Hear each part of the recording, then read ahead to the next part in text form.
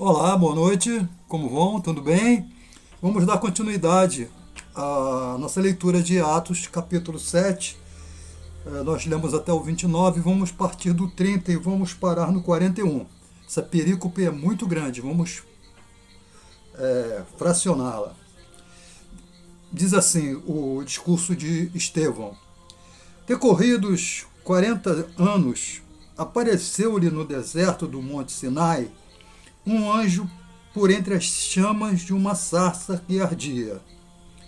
Moisés, porém, diante daquela visão, ficou maravilhado e, aproximando-se para observar, ouviu-se a voz do Senhor: Eu sou o Deus dos teus pais, o Deus de Abraão, de Isaque e de Jacó. Moisés, tremendo de medo, não ousava contemplá-la.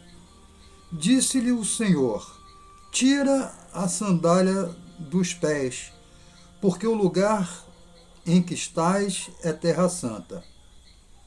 Vi com efeito o sofrimento do meu povo no Egito. Ouvi o seu gemido e desci para libertá-lo. Vem agora, e eu te enviarei ao Egito. A este Moisés, a quem negaram conhecer, dizendo: Quem te constituiu autoridade e juiz? A este enviou Deus, como chefe e libertador, com assistência do anjo que lhe apareceu na sarça.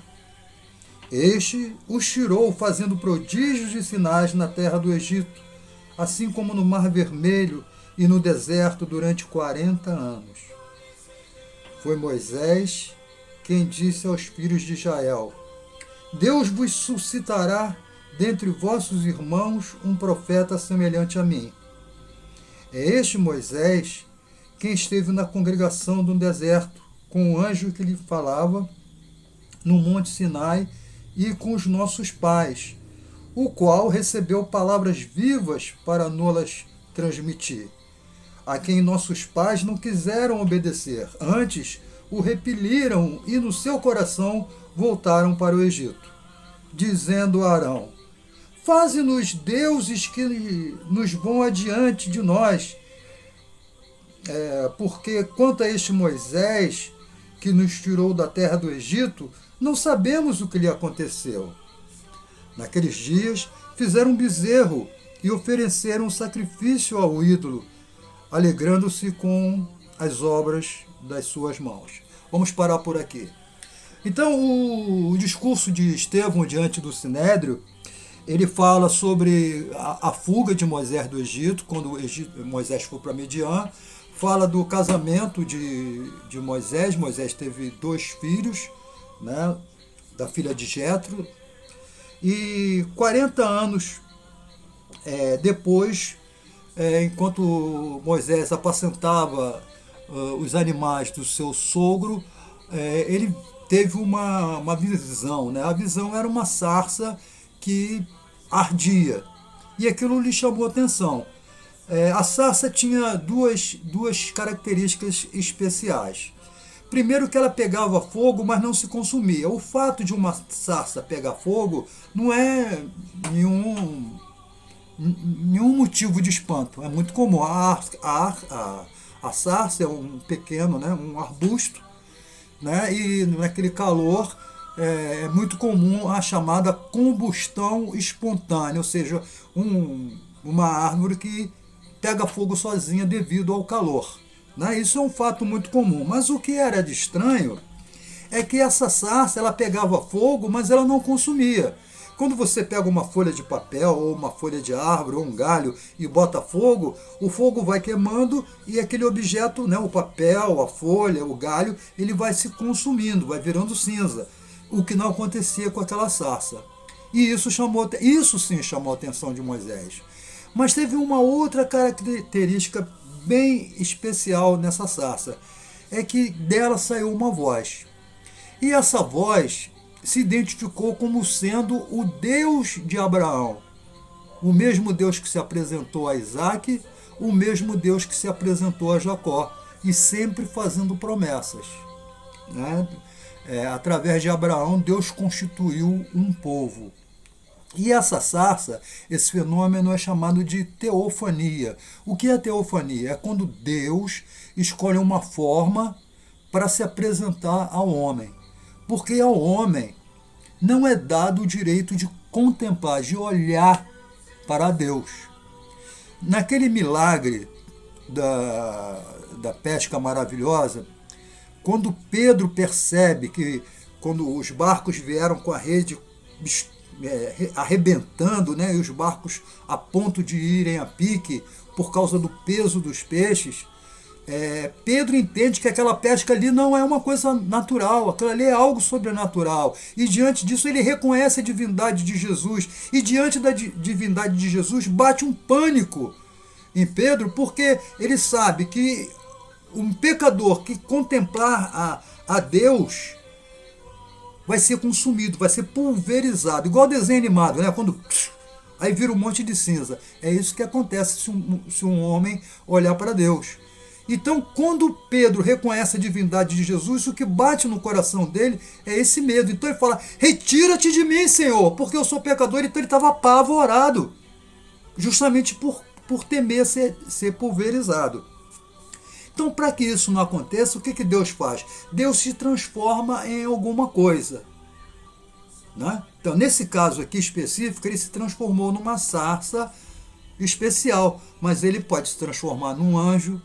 Né? E a Bíblia relata teofanias, né? Deus se apresentando de alguma forma. Na caminhada no deserto, por exemplo, ele era uma coluna de fogo à noite, que aquecia e iluminava. E durante o dia ele era uma nuvem que protegia o seu povo. Né? E nós poderíamos falar de outras teofanias. Mas aqui vocês chamam de chocolate. Na minha terra é bombom. Mas vou falar na linguagem daqui. Chocolate. Aquele sonho de valsa, aquela bala grandona de chocolate, que normalmente vem na caixa da Garoto. Né? Quem me disser qual é a maior teofania, liga para mim, ganha um bombom, um chocolate. Tá bom? Qual é a maior teofania? Está na Bíblia, tá? Então, o que aconteceu? Decorridos 40 anos que Moisés estava lá na casa de Jetro, lá cuidando lá do rebanho de Jetro, ele tem esse encontro. E Deus diz para ele, Jeová, tá? Lembrando, Jeová não é nome, Jeová é um título, Jeová significa ele é. Tá? E Jeová sempre vem acompanhado de algum outro nome. Né? Então, ele é Jeová Rafá, ele é o que cura. Jeová Shalom, ele é o Senhor da paz, né? Ele é a paz. E assim, vários nomes que Deus recebe. Né? Ele recebe não nomes, são títulos, né? Como o Todo-Poderoso, o Salvador, o Redentor, o Senhor. Quando fala o Senhor, significa ele é dono de todas as coisas, não é nome de Deus, porque na realidade nós não sabemos o nome de Deus. Se alguém disser para você que sabe qual é o nome de Deus, ele está mentindo, porque ele não sabe. Tá? Tem algumas religiões aí que dizem que sabe o nome de Deus, mas ela não sabe, porque Jeová não é nome, Jeová significa ele é. Tá? Lembra quando Jesus falou, eu sou? E se eu não estou enganado, nesse texto aqui a gente falou alguma coisa sobre eu sou. Tá? Verso 32. Eu sou o Deus de Abraão. Tá? Jesus fala, eu sou o caminho, a verdade e a vida. E Jesus usa essa expressão, eu sou a porta, eu sou o caminho, a verdade e a vida. Quando Moisés vai perguntar para esse Deus aqui, não, é lá na frente.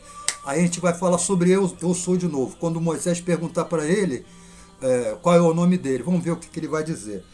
Então, o que Deus diz para Moisés? Diz assim, olha, eu ouvi o clamor do meu povo. Então, eu desci para acudir o povo. Então, duas coisas que eu quero falar sobre isso. Sobre quando Deus diz assim, eu ouvi o clamor do meu povo, isso está lá em Êxodo 2. Ele diz assim, eu ouvi o clamor do meu povo e eu desci para socorrer. Então, duas coisas que eu quero falar. Primeiro é o seguinte: Deus ouve quando o seu povo clama. Se o povo que se chama pelo meu nome se curvar, eu ouvirei dos céus. É uma promessa. Se é promessa, Deus não pode falhar. Ele tem que cumprir. Porque Deus não muda, Deus não falha. Deus é imutável. Ele é perfeito. E a outra coisa que eu quero falar é o seguinte: nós estamos vivendo um momento muito difícil. Talvez não, com certeza o momento mais difícil da história da humanidade. E qual é a palavra de Deus para isso? Você não precisa inventar nada. Tem muita gente que inventa um monte de coisa, né? Água do Mar da Galileia, pedaço da cruz de Cristo. Teve um camarada que comprou por $100 um pedaço da mulher de Ló, né? E trouxe para o Brasil. Olha a mulher de Ló aqui, estátua de sal. Tal. A primeira é que Deus ouve. A primeira é que Deus ouve. A segunda é que Deus não muda.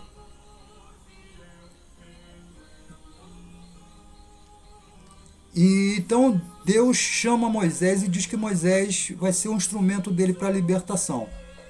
Então Moisés é levado a Faraó, e nós sabemos a história. Há aquelas 10 pragas, né? A última praga é a praga ligada à Páscoa, né? O Pachá, passar por cima, que o anjo da morte passaria por cima da casa que tivesse os umbrais da porta manchada com o sangue do cordeiro. É um ritual que Deus ensina para Israel fazer, para que o anjo, quando passasse e visse a marca de sangue nas portas, ele passava por cima. Daí o nome Pachá, Páscoa. Agora, por cima da casa dos egípcios, o anjo não passava, então ele ia lá e matava o primogênito. Inclusive o primogênito de Faraó, que era o príncipe. Né? O que Deus quis dizer com isso? Quando ele pede para o Faraó soltar Israel. Deus está dizendo para Faraó o seguinte: se você não soltar o meu filho, que é Israel, eu vou tomar o seu.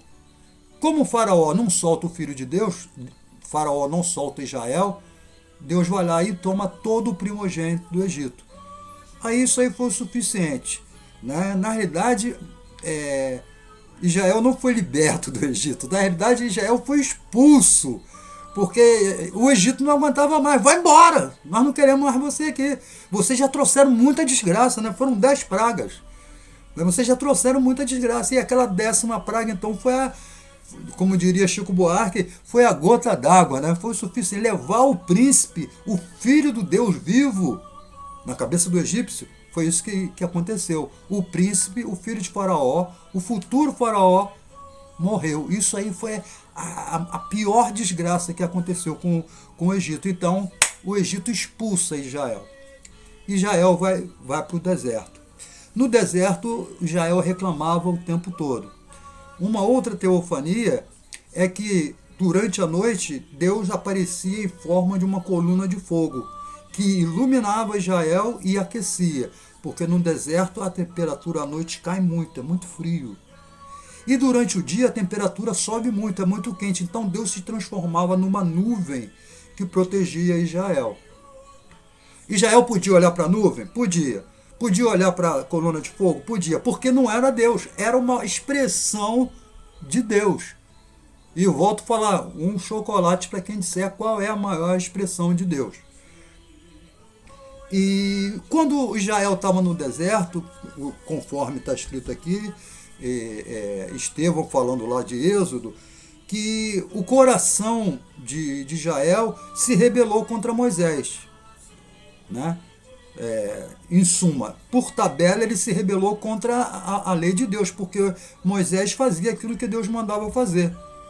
Né? E Israel sempre reclamando, Israel não parava de reclamar. Chegou um ponto que a paciência de Moisés também chegou ao limite e Moisés perdeu a paciência. Mas Israel reclamava o tempo todo e o coração de Israel voltou para o Egito. Israel pede a Deus para tirá-lo da escravidão do Egito, Deus vai lá e tira. E quando tira, Israel agora reclama que quer voltar.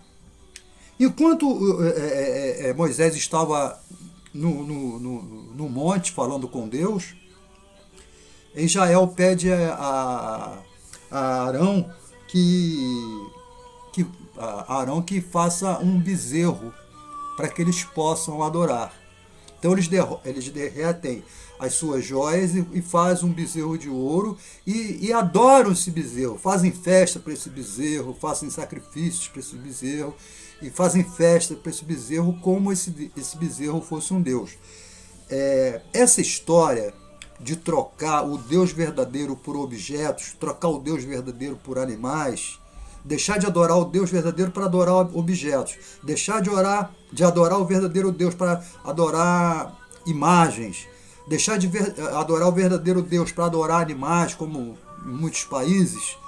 Tem muitos países que se adoram animais, né? O Egito é um desses, né? A Índia é outro que se adora animais.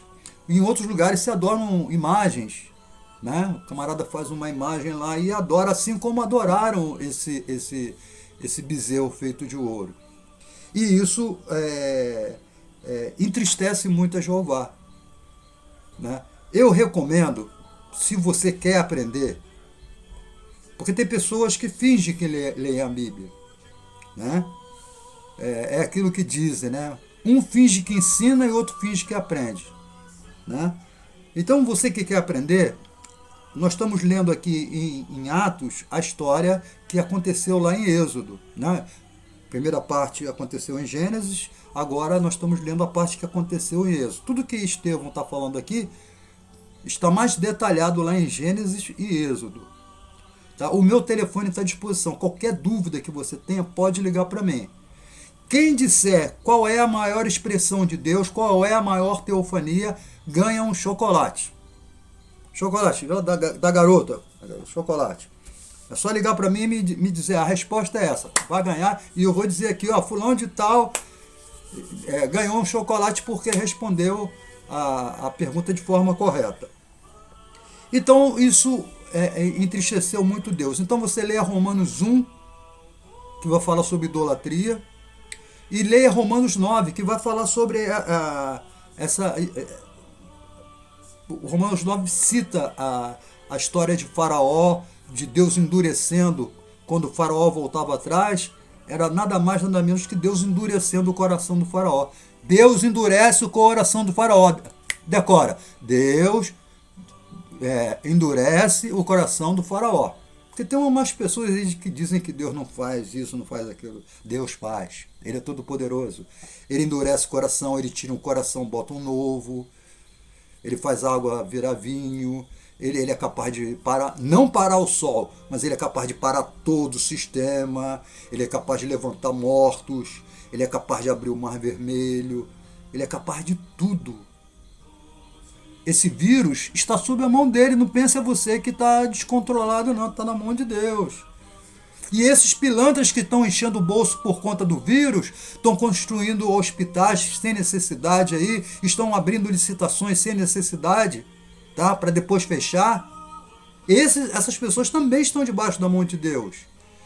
Deus é amor, mas Deus também é justiça, e a mão de Deus vai pesar. E quando a mão de Deus pesa, sai de baixo, porque Deus é fogo consumidor. Cadeia para essas pessoas. A nossa irmã Damares, eu não sei se é assim que pronuncia, é Damares ou é Damares? Vamos dizer Damares. A nossa irmã Damares, numa das reuniões com os ministros lá na presidência da República, ela disse o seguinte: quando essa epidemia passar, vai faltar espaço na cadeia. Eu nunca mais esqueci o que ela falou. Quem tem ouvidos para ouvir, que ouça o que a irmã Damares falou e o que eu estou falando aqui agora. Então isso magoou muito Deus. Deus se entristecia. Ele é Deus, ele cuidava de Israel, não faltava comida, não faltava água, não faltava nada para Israel, e Deus estava sempre com eles, e Israel reclamando, e Israel preferiu adorar um bezerro. Gente, vamos respeitar todas as religiões, claro, sim, mas nós estamos falando aqui de Israel. Israel preferiu adorar um bezerro, porque o Egito tinha muitos deuses. E os outros povos tinham muitos deuses. Isso se chama politeísta, é ter muitos deuses. E Israel entendia o quê? Os outros povos tinham terras, tinham casa de alvenaria, tinham um lugar para plantar, tinham um lugar para cuidar dos animais. E Israel não tinha. Israel vivia vagando pelo deserto. E o que Israel sentiu no coração? Eles têm muitos deuses, então os muitos deuses deles cuidam deles. Por isso que eles têm terra para plantar, terra para cuidar dos animais, tem as suas casas de pedra. E o nosso Deus é fraquinho, o nosso Deus deixa a gente andando aqui no deserto, aqui, morando em lona, em cabanas. Então o coração de Israel pendeu para isso. Foi por isso que eles mandaram construir um bezerro, porque eles lembraram do Egito que muitos dos deuses do Egito têm cabeças de animais. Olha só como é que a coisa funciona. Tá? O meu telefone está aberto aí, você pode ligar para mim a hora que você quiser, WhatsApp e telefone. Tá? Pode me chamar para ir para sua casa, seja você de qualquer religião. Tá? É claro que a gente vai tomar como base bíblica. E vamos conversar sobre outras coisas. Eu respeito você, você respeita a mim, nós nos respeitamos, né? Cada um tem o seu valor pessoal, tá? Mas eu prefiro a Bíblia, a palavra de homens. Tá? O profeta, ele só é profeta quando ele fala em nome de Deus. Quando ele não fala em nome de Deus, ele está falando em nome de homem. E a Bíblia fala que o coração do homem é enganoso. Por hoje a gente para aqui. Tá bom? Amanhã a gente continua. Lembrando, quarta-feira, dia 25, o presbítero Marlon vai estar falando para a gente sobre relacionamento e o projeto de Deus para o casamento. Olha que assunto legal. Então, quando você ligar quando você acessar, porque eu falo muito errado, eu falo ligar o Facebook, ligar o YouTube, e eu tenho um amigo que me corrige, não é ligar, é acessar. Então quando você acessar o seu YouTube na quarta-feira, dia 25, e ver o presbítero Marlon que vai estar aqui, eu que vou entrevistá-lo e eu vou botá-lo de saia justa, né? Eu vou fazer perguntas para ele pesadas, né? Perguntas pesadas. E ele vai responder. Ele vai ensinar muita coisa pra gente. O presbítero Marlon é da Igreja Presbiteriana Central. É meu convidado especial, meu convidado de honra. Tá? Eu tenho muita honra de recebê-lo aqui. E ele vai falar pra gente sobre casamento, sobre relacionamento, sobre família. Tá? Você que já tem a sua família, você que pretende constituir a sua família, você não pode perder. Compartilhe com seus amigos, com os seus parentes. Aqui embaixo tem uma plaquinha escrita inscreva-se, é de graça, é só você apertar, ele vai deixar de ser vermelho e vai deixar de aparecer inscreva-se e vai aparecer assim inscrito, é só você clicar ali, tá? E o meu telefone está à sua disposição. Orem por mim, Deus abençoe, a tempestade vai passar e esses pilantras que estão enchendo o bolso à custa do dinheiro do povo estão debaixo da mão de Deus, e a mão de Deus, quando pesa, sai de baixo, hein? Deus é fogo consumidor, não brinca com Deus não. Uma boa noite, até amanhã se Deus quiser. Amanhã a gente continua a partir do verso 42. Qualquer dúvida liga pro meu telefone, tá bom? Passa um zap para mim, é assim que fala? Passa um zap. Um abraço. Quem responder qual é a maior expressão de Deus tem um chocolate. É só ligar para mim e me dar a resposta. Boa noite.